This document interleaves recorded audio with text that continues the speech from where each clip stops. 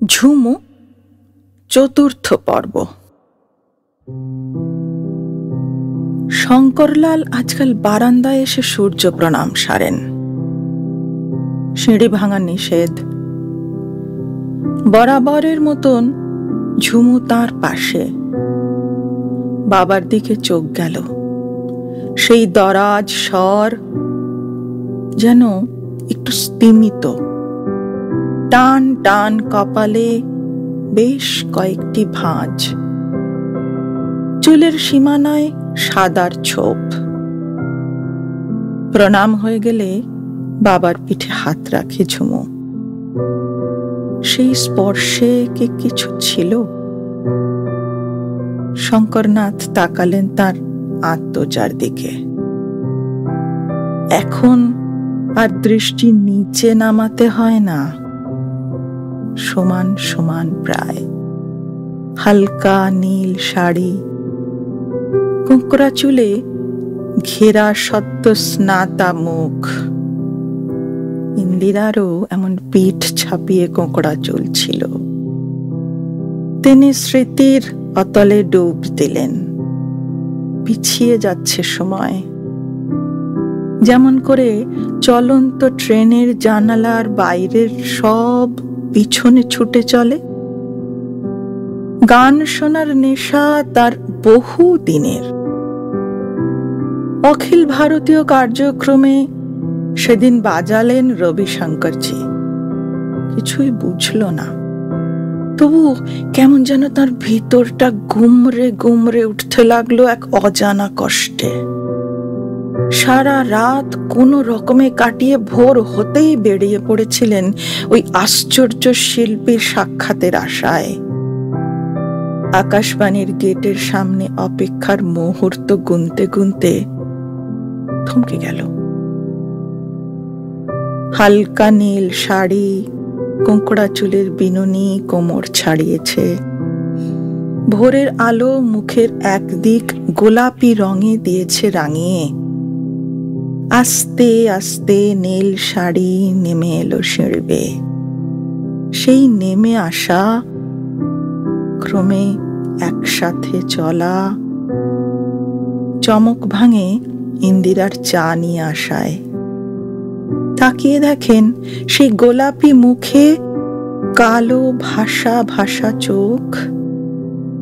চুলের রেখা সরে গেছে পিছনে, সঙ্গে এসেছে রূপালী রং। তাকিয়েই আছেন।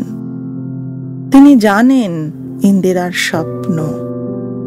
যথেষ্ট সুকণ্ঠের অধিকারিণী সে, কিন্তু সঙ্গীতের জগতে প্রবেশ করা হয়ে ওঠেনি। তবে আকাশবাণীর সঙ্গে ইন্দিরা ছিলেন যুক্ত। ঝুমু জানে এই সকালের চায়ের সময়টা শঙ্করনাথ আর ইন্দিরার একান্ত আপনার। সে চলে গেল তার পড়ার টেবিলে। আজ কলেজে একটু দেরিতে যাওয়া। সিজের ক্লাস আছে বেলায়। পড়াবেন ইউরোপিয়ান হিস্ট্রি, কিন্তু ভারতবর্ষের ইতিহাস তাকে টানে বড় বেশি। পাতা উল্টাতে লাগলো। ওর চিরকালের অভ্যাস, ক্লাসে যেটা পড়ানো হবে সেটা একটু চোখ বুলিয়ে নেওয়া। ঝুমু, আজ পড়ার পরে একটু একাডেমি হয়ে আসবি? প্রশ্ন সুরে ঘুরে দেখে কাকিমা। মন্দিরা বলল, ভাবছি দিদিকে নিয়ে একটা নাটক দেখে আসবো। ঝুমু একাডেমিতে এসে দেখলো, বাবা, এ যে বিশাল লাইন! কতক্ষণে পৌঁছবো টিকিট ঘরের কাছে? কে জানে। দাঁড়িয়ে পড়ল ঝুমু। কটা লাগবে? কান সজাগ। এই গলাটা যেন কোথায় শুনেছে। এদিক ওদিক তাকিয়ে দেখে, আরে সেই হাসি মাখা চোখ, যার মাঝে দেওয়াল তোলা খাড়া নাক। চোখ চলে গেল চুলের দিকে। টেনে বাঁধা ঝুঁটিটি এর মধ্যে বেশ লম্বা হয়ে গেছে তো। দেখতে দেখতে দৃষ্টি আরো সজাগ। ভ্রু দুটি জড়ো হলো নাকের ওপর। চোখের ভাষায় প্রশ্ন বলেই বসল, আপনি দেবেন? ঝুড়ির মালিক সম্মতির ঘাড় নাড়ালো। সপ্রশ্ন চোখ সোজা ওই মুখের ওপর। কেন? হাসলে ফর্সা মুখে লালের কারিকুরি, গমগমে স্বর বড়ে উঠল, সামনের সিট পেতে পারেন, আমার কাছে কয়েকটা টিকিট আছে। মাথায় ঘুরতে থাকে, মায়ের সুবিধাই হবে। তারপর দুটো টিকিট নিয়ে সোজা বাস স্ট্যান্ডে চলে গেল। উফ, দাঁড়িয়ে দাঁড়িয়ে পা ব্যথা হয়ে গেল যে। বাসের দেখা নেই। আজ আবার হাতে বেশ কয়েকটা বই। বাড়ি পৌঁছতে সন্ধ্যা হয়ে যাবে আজও। কয়েকটা ছেলে মেয়ে পড়তে আসে। প্রফেসর সিজের কথায় জুনিয়র ক্লাসের ছাত্রছাত্রীদের পড়ানো শুরু করেছে বেশ কয়েক মাস হলো। সত্যি আগের বছরের পড়া বেশ সুন্দর ঝালানো হয়ে যাচ্ছে, বেশ লাগছে পড়াতে। এই ঝুমু, বাড়ি যাবি তো? এক ঝটকায় সব চিন্তার জাল ছিঁড়ে রাস্তায় চোখ। দেখে সামনে একটা ট্যাক্সির জানালায় চুমকির মুখ। অনেকদিন পরে এক ঝলক আনন্দ খেলে যায় ঝুমুর মুখে। আরে তুই জানিস কতক্ষণ দাঁড়িয়ে আছি, একটা বাস নেই। আর তোর ছুটি কতদিনের রে? তোর হোস্টেলে কতদিন হলো বলতো? ক্লান্ত দুপুরের পায়রার বকম বকমের মধ্য দুই সখীর বকবকম থামল বাড়ির দরজায়। চুমকির ঠিকানা এখন ঝুমুদের বাড়ি। আনন্দময়ীর ঘরে এক ঝলক খুশি মাখা সুখ ঢুকে পড়ল। যাহ, আইসক্রিমটাতে জল হয়ে গেল রে চুমকি। আজ পুরো চত্বরটা বেশ ফাঁকা, তাড়াতাড়ি কেনাকাটি হয়ে গেল, কি বল? ঝুমুর এক হাতে মৃগনায়নীর ব্যাগ, অন্য হাতে আইসক্রিম। দুজনেই দুজনের দিকে দেখে আর হাসে। গরমের আঁচে লাল মুখের চারপাশে এলোমেলো চুল চিপকে গিয়ে এক অপরূপ শিল্পকলা ঝুমুর মুখে। চুমকি সেই দিকে তাকিয়ে মুচকি হেসে ফোড়ন কাটল। তোর কোথায় যাবেন এখন? এখানে থাকলে বেশ হতো। ঝুমুর দুটো হাত জোড়া, চোখের আর ভুরুর ভাষায় ভাবকানা এমন, বড়ই মুশকিলে পড়া হতো। এরপর বাড়ি। ভুলুটার দরজায় আঁচড় কাটার শব্দ, সহদেবের পায়ের শব্দ, সঙ্গে একটা ঝুমঝুম শব্দ। একটু আগের মনের কোণের ঋণ ঋণে ভাব, নিমেষে হাওয়া। মনে মনে একটু জোরেই হেসে উঠল। গোগলটা জেগে আছে। সত্যি পুচকিটার এত কম ঘুম কেন? রাতেও অনেক দেরি করে ঘুমায়। কাকিমা আর সহদেব প্রায় সারা দিন ওর পিছনে ছুটে ছুটেই হয়রান। দরজা খুলতেই ঝাঁপিয়ে ঝুমুর কোলে গোগল। আগে ভুলুর অভিমান হতো, এখন দুজনেই এক আদর ভাগাভাগি করে নিতে পারে। ভুলু এখন অত তাড়াতাড়ি চলতে পারে না। চল চুমকি, ঠাম্মার ঘরে যাই বলে সবাইকে নিয়ে চললো আনন্দময়ীর ঘরে। ঠাম্মার বিশ্রাম হলো খাটের পাশে একটি আরামকে দাঁড়ায় আধশোয়া হয়ে নানান রকমের সেলাই করা, না হলে বই পড়া। প্রত্যেক সপ্তাহে ঝুমুকে লাইব্রেরি থেকে বই বদল করে এনে দিতে হয়।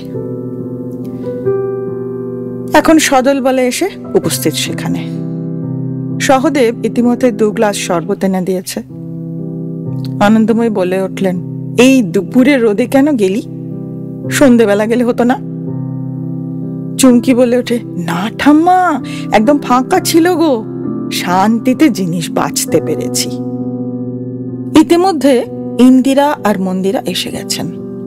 দুজনের দিকে তাকিয়ে আনন্দময়ী বলে ওঠেন, দেখো তো এই 2 বক্তিয়ার সবারটা ঠিক গুছিয়ে এনেছে কিনা।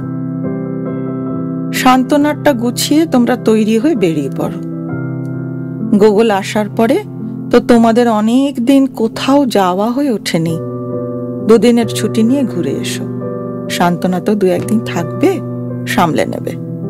ঝুমু, তোর মা আর কাকিমার সঙ্গে একটু মিলিয়ে নে না, সব ঠিকঠাক আছে কিনা।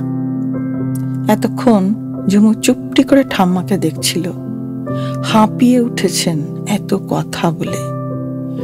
বেশ কিছুদিন আগের কথা, ষষ্ঠীর দিন কয়েক আগে থেকে সকলের নাম করে প্যাকেট গুছিয়ে রেখে দিতেন। নিজে হাতে নানান পদ রেঁধে মামার বাড়ি পাঠাতেন মায়ের সঙ্গে, কাকিমার সঙ্গে। একাই সামলেছেন সব। হঠাৎ ঠাম্মাকে জড়িয়ে ধরে বলে উঠল, একটু শান্ত হও না গো, তোমার কাছেই তো শিখেছি ঠাম্মা। চুমকি, প্যাকেট থেকে বের কর তো একটু, সবাই দেখুক। এই বলে আনন্দময়ীর পাশে বসে একা এক করে সব বোঝাতে লাগলো। মনে পড়ছে ঝুমুর, এই বাড়িতে তো পিসি আর পিসুর আসার আগের দিন থেকে পড়ে যেত হই হই। এই তো কত বছরের কথা। গোগোলা আসবে, কাকিমা এই গরমে নাস্তা নাবুদ, মায়ের সঙ্গে পিসি সব সামলে নিল। তো সময় কেমন করে যেন বলে দেয় সবই হবে ক্ষয়। চুমকি, এই চুমকি, ওঠ না রে। চোখ কচলে চুমকি তাকিয়ে দেখে ঝুমুর মুখটা কেমন যেন মেঘলা। কিছু বোঝার আগেই নিচে থেকে কান্নার আওয়াজ কানে এলো। আরো কান পাতলো, ঠাম্মার গলার আওয়াজ। কাউকে কিছু বলছেন। ঝুমুর হাতটা ধরে নিচে এসে দেখে ঝুমুর শুয়ে আছে বারান্দায়। তার পাশে বসে সহদেব অঝরে কেঁদে যাচ্ছে। ঝুমুকে দেখে কান্নার আওয়াজ আরো একটু জোর হতেই ঠাম্মা বলে উঠলেন, যাওয়ার পথে কাঁদতে নেই। দীপু, ব্যবস্থা কর কোথায় ওকে শেষ শয়ন দেওয়া হবে। বাবা এতক্ষণ চুপ করে ভুলুর মাথায় হাত দিয়ে বসেছিলেন। আস্তে আস্তে ঠাম্মার দিকে তাকিয়ে বলে উঠলেন, ওকে যদি আমাদের মাঠেই শয়ন দেয়া হয়। বলে সবার দিকে তাকিয়েই মাথাটা ঘোরালেন। ভাবটা এই, তোমরাও মত দাও।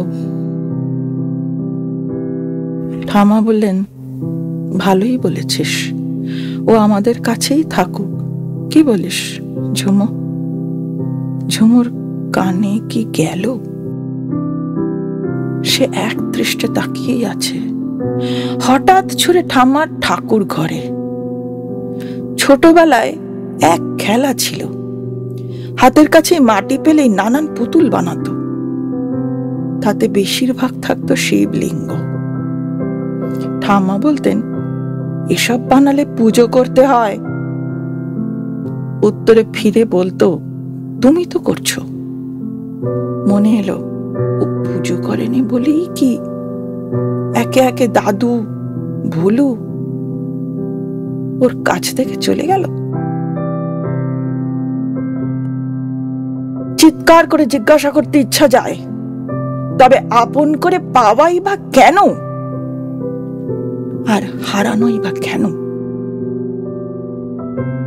এমন সময় পিঠে হাত, ফিরে দেখে বাবা। চলো, ভুলুকে তুমি শয়ন দেবে। বাবার সঙ্গে গিয়ে মাটি কেটে ভুলুকে তার প্রিয় বিছানায় মুড়ে তার উপরে কিছু ফুল দিয়ে তাকে চির শয়ন দিয়ে মনটা বেশ হালকা হয়ে গেল।